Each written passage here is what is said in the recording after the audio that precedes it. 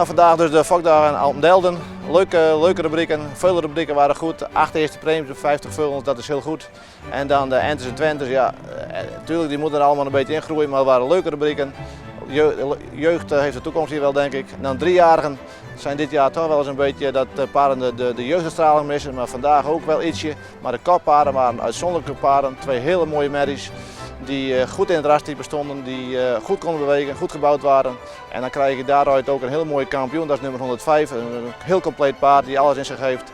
En ik denk nummer 73, dat werd dan de algemene reservekampioen vandaag. Dat is ook een paard die heel goed kan bewegen. Net in het type iets eenvoudiger is, maar verder een heel mooie reservekampioen. Wat dat betreft denk ik een heel geslaagde Fokdag hier.